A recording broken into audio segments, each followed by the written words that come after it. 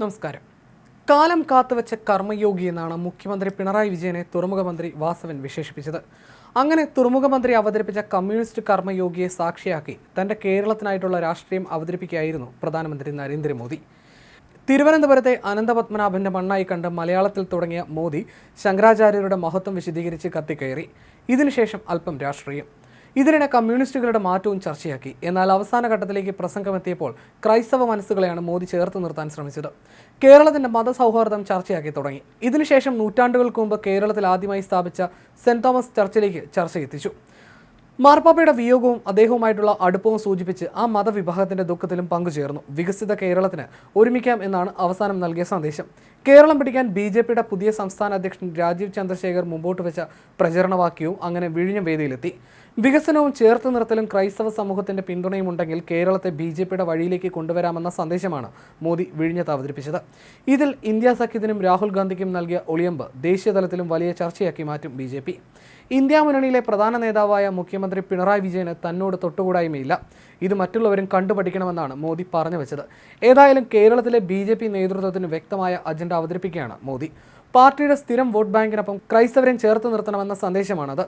പൊതു സ്വകാര്യ പങ്കാളിത്തത്തിലൂടെ രാജ്യത്ത് കഴിഞ്ഞ 10 വർഷത്തിനിടയിൽ കോടിക്കണക്കിന് രൂപയുടെ നിക്ഷേപം നടന്നു. സ്വകാര്യ മേഖലയുമായി ചേർന്നുള്ള പ്രവർത്തനത്തെയും അദാനിയെയും കമ്മ്യൂണിസ്റ്റ് മന്ത്രി പ്രശംസിച്ചു.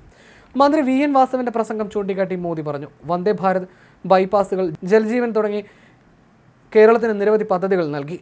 കേരള വികസനത്തിന് കേന്ദ്ര സർക്കാർ ഒപ്പമുണ്ടെന്നും അദ്ദേഹം വ്യക്തമാക്കി. രാഹുൽ ഗാന്ധിയെ കുത്തി അദാനിയെ പുകഴ്ത്തിയാണ് മോദി പ്രസംഗിച്ചത്.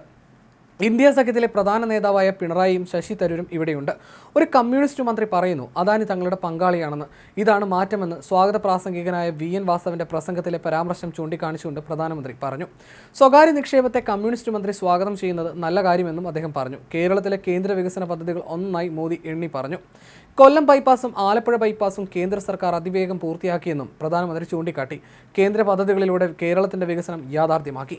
മത്സ്യത്തൊഴിലാളികൾക്കും പ്രാഥമിക പരിഗണന നൽകി. നമ്മുടെ കേരളത്തിൽ ആളുകൾ സൗഹാർദ്ദത്തോടെ ജീവിക്കുന്നു. മാർപ്പാപ്പയുടെ സംസ്കാര ചടങ്ങിൽ രാഷ്ട്രപതിയും മന്ത്രി ജോർജ് കുര്യനും പങ്കെടുത്തു. പലതവണ തനിക്ക് മാർപ്പാപ്പയെ കാണാൻ അവസരം കിട്ടി. അദ്ദേഹത്തിന്റെ പ്രത്യേക സ്നേഹം അനുഭവിക്കാൻ സാധിച്ചു. നമുക്ക് ഒരുമിച്ച് കേരളം പടുത്തുയർത്താം.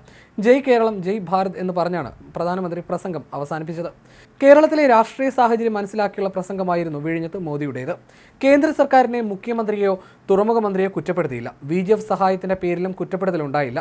രാവിലെ ഹെലികോപ്റ്റർ മാർഗം തുറമുഖത്തെത്തിയ പ്രധാനമന്ത്രി പദ്ധതി പ്രദേശം നടന്നു കണ്ട ശേഷമാണ് വേദിയിലേക്ക് എത്തിയത്. ഇവിടെ വെച്ച് വേദിയിലുണ്ടായിരുന്ന മന്ത്രിമാരെയും MPമാരെയും MLAമാരെയും കണ്ട അദ്ദേഹം സദസ്സിനെ അഭിവാദ്യം ചെയ്തു. ആർപ്പ് വിളിച്ചാണ് സദസ്സിലുണ്ടായിരുന്ന BJP പ്രവർത്തകർ അദ്ദേഹത്തെ സ്വീകരിച്ചത്. പിന്നീട് അദാനി ഗ്രൂപ്പ് ചെയർമാൻ ഗൗതം അദാനി നേരിട്ടെത്തി പ്രധാനമന്ത്രിയെ പൊന്നാട അണിയിച്ചു. എല്ലാ പ്രോട്ടോക്കോളും മറികടന്ന് BJP അധ്യക്ഷൻ രാജീവ് ചന്ദ്രശേഖറിന് വേദിയിൽ ഇരിപ്പിടവും കിട്ടി. പ്രസംഗത്തിന്റെ തുടക്കവും ഒടുക്കവും മോദി മലയാളത്തിലാക്കിയതും ശ്രദ്ധേയമായി.